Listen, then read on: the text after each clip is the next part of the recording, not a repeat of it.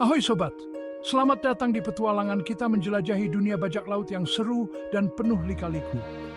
Dari zaman dulu kala sampai perompakan modern, yuk kita telusuri bersama.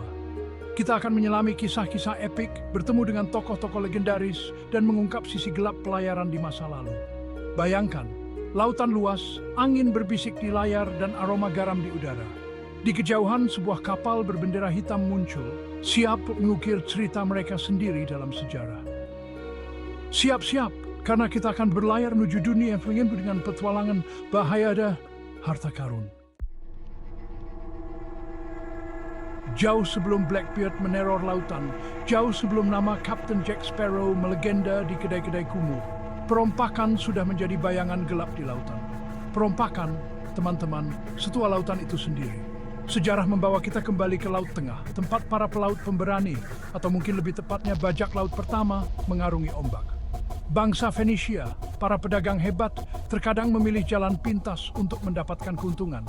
Begitu pula orang Yunani kuno. Mereka adalah perompak-perompak laut pertama, mengincar kapal-kapal dagang yang penuh dengan barang-barang eksotis dari negeri-negeri jauh.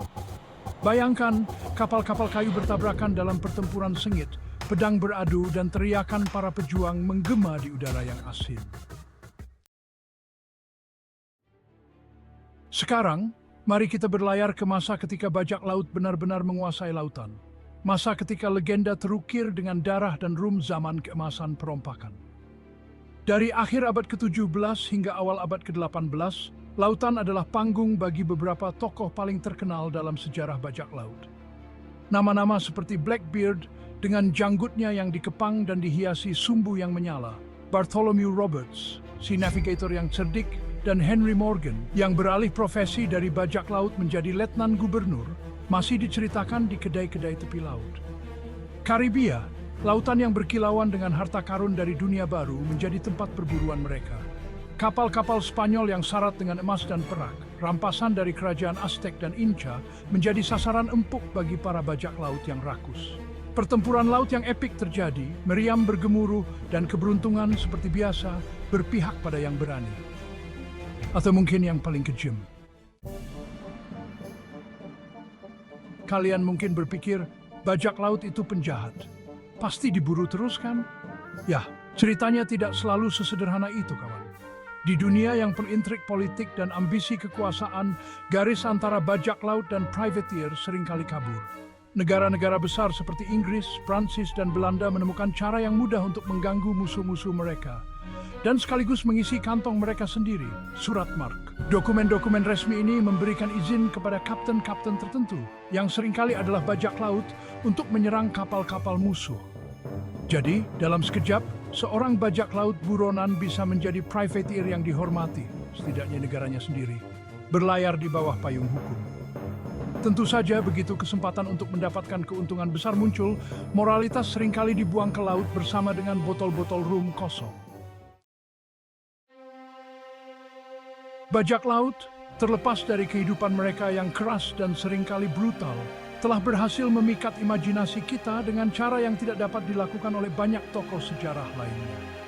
Mereka adalah simbol pemberontakan, kebebasan, dan semangat petualangan yang tak terkendali. Kisah-kisah petualangan mereka telah menginspirasi banyak buku, film, lagu, dan bahkan permainan video.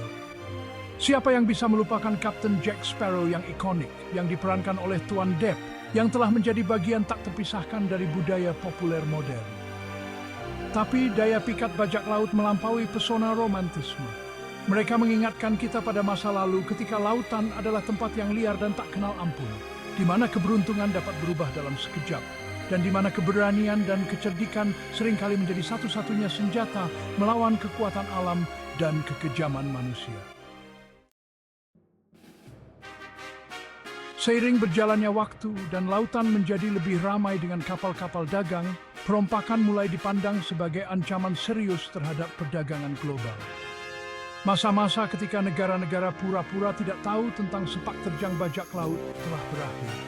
Pada awal abad ke-19, gelombang penegakan hukum melanda lautan. Negara-negara maritim yang dipimpin oleh Inggris Raya dan Amerika Serikat mengerahkan angkatan laut mereka yang perkasa untuk memburu dan memberantas para perompak. Pelabuhan-pelabuhan yang dulunya menjadi tempat berlindung yang aman bagi para bajak laut seperti Port Royal di Jamaika dan Nassau di Bahama dibersihkan dan dibentengi.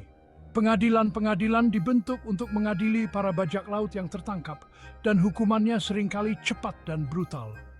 Zaman keemasan perompakan akan segera berakhir. Dengan era baru ketertiban dan dominasi. Meskipun zaman kejayaan bajak laut telah berlalu, bayangan mereka masih menghantui lautan hingga saat ini. Perompakan dalam bentuknya yang modern telah muncul kembali, didorong oleh faktor-faktor ekonomi, politik, dan sosial yang kompleks. Dari perairan Somalia yang dilanda perang hingga Teluk Guinea yang kaya minyak, bajak laut modern beroperasi dengan memanfaatkan teknologi canggih dan taktik yang brutal. Mereka bukan lagi sosok-sosok romantis dari masa lalu, tetapi penjahat terorganisir yang terlibat dalam perdagangan manusia, penyelundupan senjata, dan pemerasan. Ancaman perompakan modern menunjukkan kepada kita bahwa sejarah memiliki cara untuk mengulang dirinya sendiri.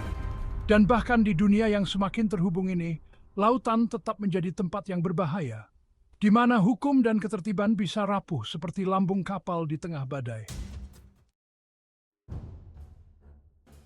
Itulah sekilas tentang sejarah bajak laut yang penuh warna. Dari asal-usul mereka hingga perompakan modern, kita bisa melihat bagaimana mereka telah mempengaruhi dunia. Mereka adalah pengingat bahwa lautan selalu menjadi tempat yang liar dan tak terduga, tempat di mana keberuntungan dan bahaya berjalan beriringan. Meskipun perompakan terus menjadi ancaman nyata di beberapa bagian dunia, warisan bajak laut tetap hidup dalam budaya populer, menginspirasi kita dengan kisah-kisah petualangan, keberanian, dan semangat kebebasan yang tak henti-hentinya. Terima kasih telah menonton dan sampai jumpa di video berikutnya. Di Muhyiddin Berbagi.